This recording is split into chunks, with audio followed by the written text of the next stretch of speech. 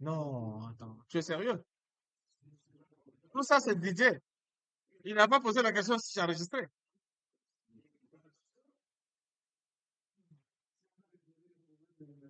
Ah, tu es devenu comme politicien. Ah, mais c'est la bonne idée. Hein? Imaginez-vous 200 personnes ici. Ok. Est-ce qu'on va refaire ou bien on va expliquer tout simplement? Je vais juste expliquer. Au niveau, hein?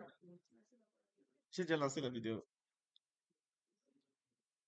Alors, au niveau de password, on avait ajouté un champ de type A qui s'appelait afficher le mot de passe. Et on lui a donné un ID display. Et au niveau du password, on lui a aussi donné un ID password. Parce que pourquoi on donne les ID, c'est pour les manipuler en JavaScript. Et ici, on vient dire que l'ID display, là, on se positionne dessus, on dit, lorsqu'on va cliquer, on clique, qu'est-ce qui va se passer? Premièrement, on va empêcher les comportements par défaut d'un lien. On a fait un return false. Maintenant, après, on va tirer les types du champ password. Il va nous sortir soit password, soit texte. On va vérifier si le type égale à password, alors on va transformer le type en texte.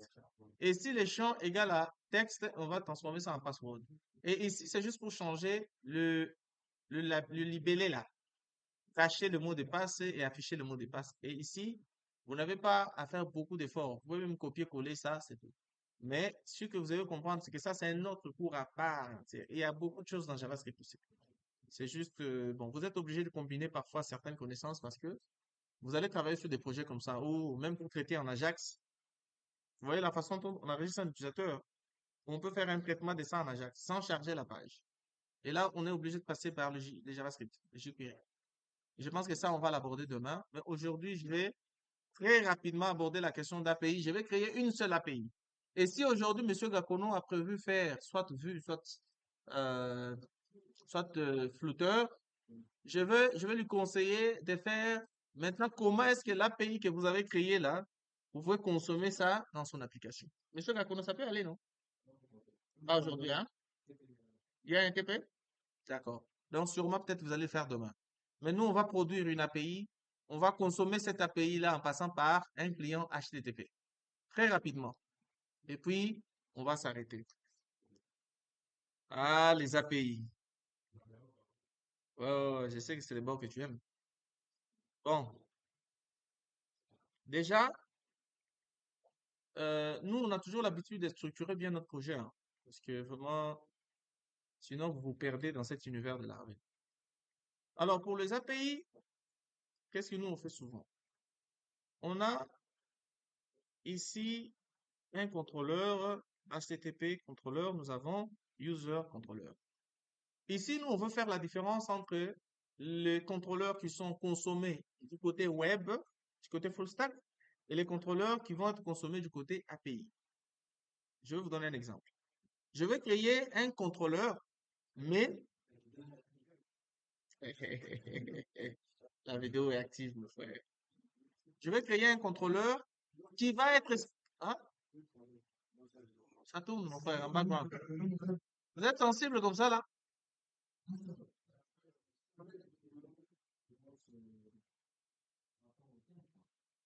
Mais c'est une nouvelle vidéo. Non, non, j'avais enregistré et puis voilà. Je vais y aller très vite, hein.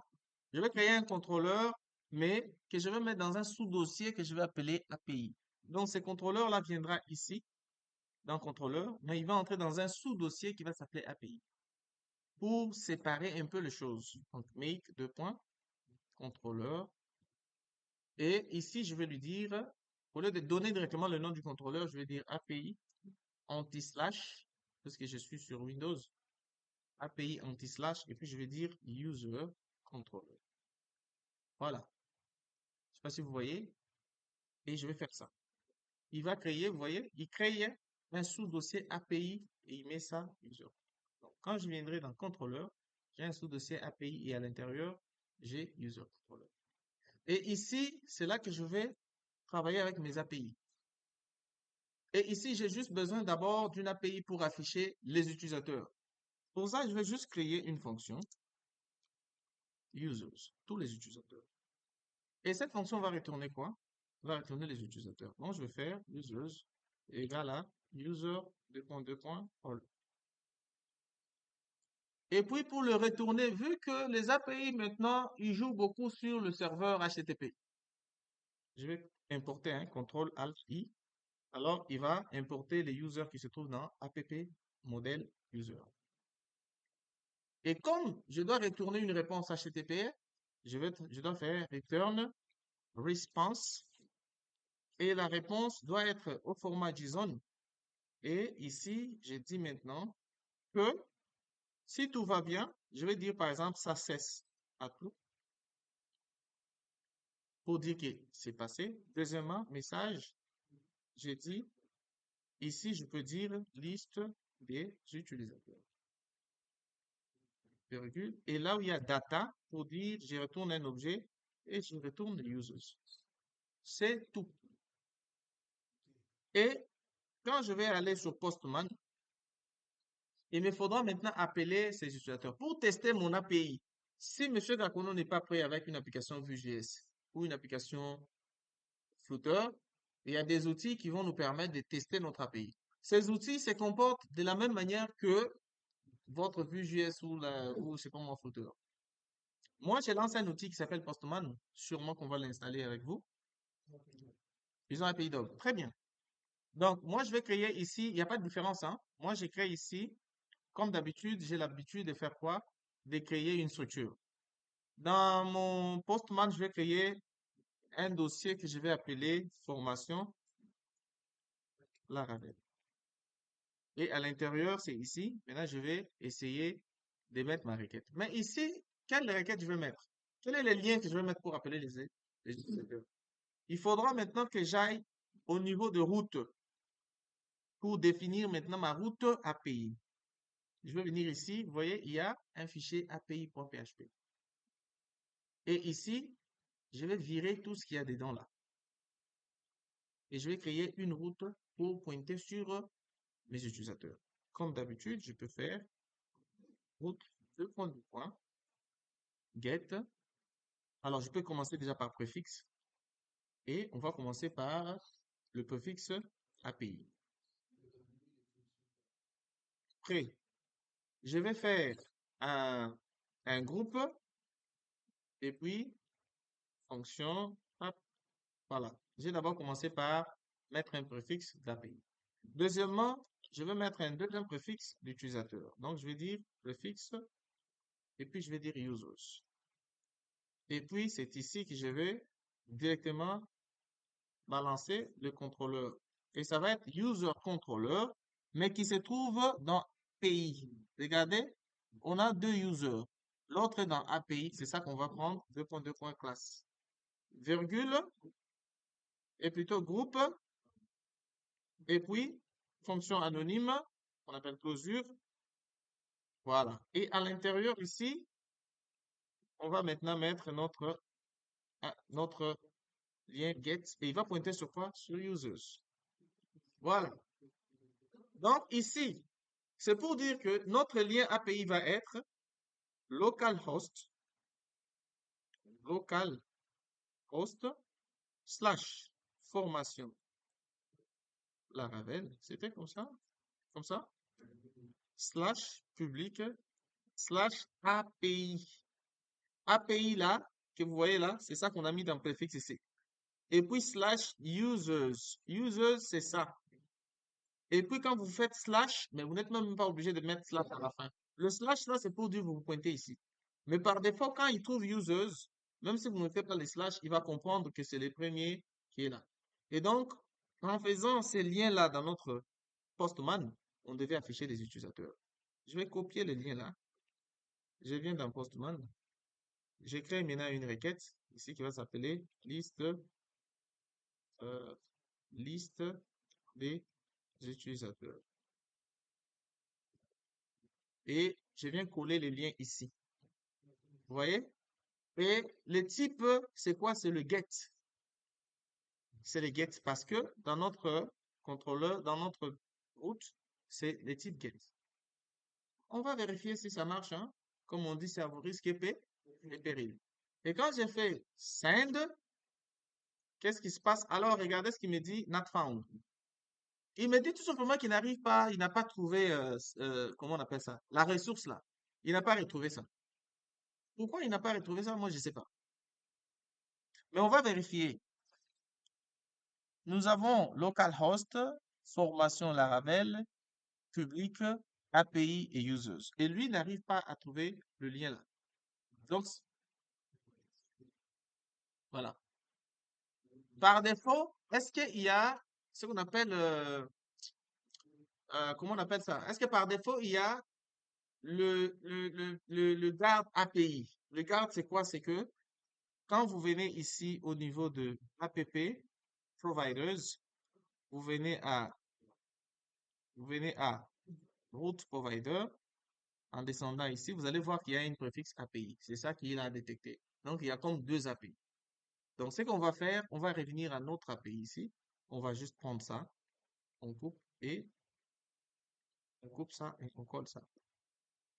Donc, il va retrouver seulement API. Et si je reviens ici, j'ai fait ça. Voilà, nos API sont là. Monsieur le haut fonctionnaire de Nations Unies, tu arrives à voir tes API. Il a lu et puis il retourne ça dans un client HTTP. Quand quelqu'un maintenant te dit, bon, l'API c'est quoi? C'est comme je vous avais expliqué dernièrement. Nous avons d'une part un serveur back-end et nous avons un client HTTP. Et l'API, c'est comme ces serveurs-là à qui on dit, bon, moi je veux manger telle chose. Il va aller à la cuisine, il dit, il faut donner saucisse plus ça. Et puis à la fin, on lui donne le plat, il vient, il donne de l'autre côté. Ou comme s'il n'y a pas de saucisse, il va dire à l'autre client qu'il n'y a pas de saucisse. L'API fonctionne comme ça. Il y a quelqu'un qui va s'occuper pour savoir qu'est-ce que le client veut. Il va chercher.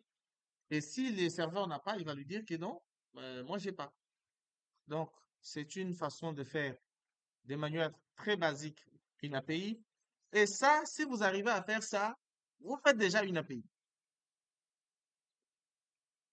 Maintenant, je m'en vais, mais je vais laisser un TP. On a,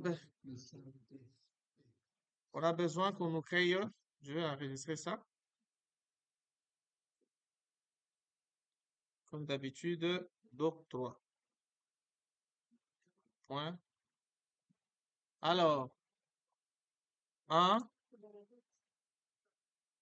Oh, j'ai mis ça dans la route. Vraiment, je ne suis pas sérieux.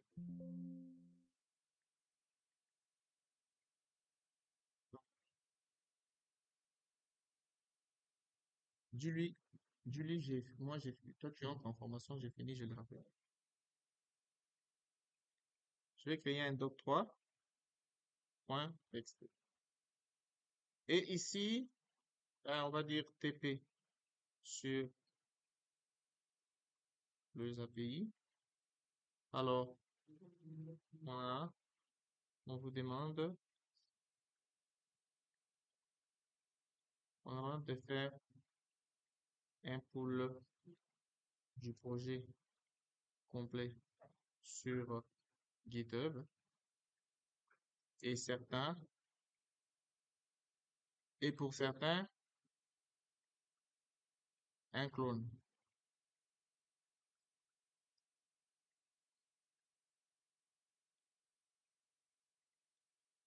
Je te rappelle dans 5 minutes seulement. Je suis au pouce P. 5 minutes seulement, je te rappelle. Tu connais le pouce P? Tu connais le pouce P? En face de Nganga Edouard. Oui. Ok, merci. Tu peux venir, mais sinon, moi, je peux me joindre à toi parce que j'ai fini là. D'accord, je t'attends.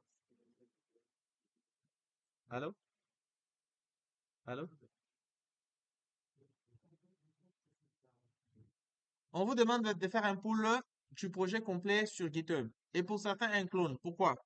Parce qu'il y a des gens, ils vont faire un pull, ça ne marche pas. Parce qu'ils ont modifié déjà leur projet, et puis ça pose problème. Et c'est comme ça que j'ai dit pour certains un clone. Donc, ils vont récloner les projets, ils vont refaire tout ce qui va avec, et puis ils vont tirer tout ce qui est dedans. Parce qu'on veut continuer sur ça. Alors, qu'est-ce qu'on vous demande? Premièrement, nous mettre en place une API sur le produit,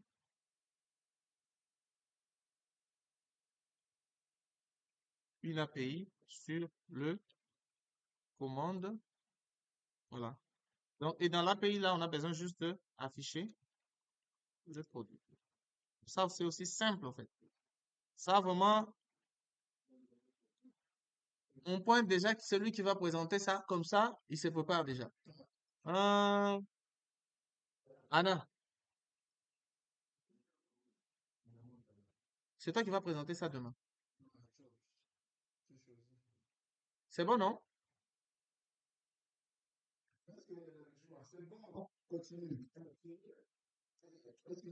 Facilité qu'elle va damer les bords. Ici, c'est affiché. On veut juste afficher le produit, hein. Alors, ça, c'est les commandes. Et ça, c'est le produit. Afficher les commandes. Afficher. Lui, il a écrit affichier. Est-ce que c'est normal? Voilà. Donc, je ne dis pas beaucoup de choses, hein. Vous savez ce qu'il faut mettre en place. Je vous donne aussi la vidéo. Comme ça, au cas où vous avez des difficultés, vous allez suivre les étapes jusqu'à mettre en place du contrôleur jusqu'aux routes. Et puis, vous devez faire les tests avec votre Postman. Alors, rassurez-vous que quand vous installez Postman, faut installer Postman. Et vous avez API Dog. Oui, utilisez API Dog, c'est pas grave. Voilà. Hein?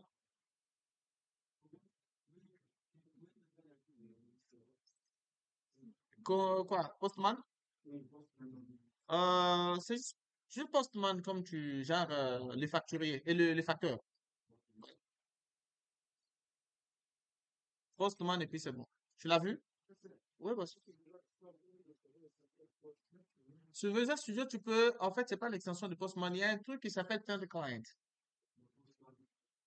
Sauf que, tu vois, c'est une question de choix. Si tu veux avoir Happy Dog, c'est toi. Si tu veux avoir Tender Client, si tu veux Postman.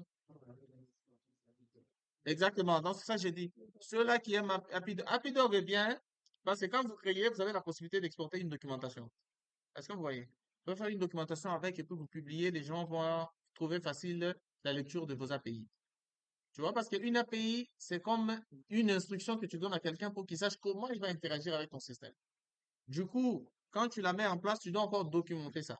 Mais API Dog, le bien avec lui, c'est que lui, il permet déjà, pendant que tu fais ça, tu as la possibilité d'enregistrer une documentation et facile à être implémentée. Bon, on va pas tout montrer, on essaye. Il y a des gens qui connaissent des outils mieux que peut-être API Dog, ils vont utiliser. On n'a pas de choix sur le client HTTP, j'insiste, hein. Il n'y a pas d'exigence sur le client HTTP.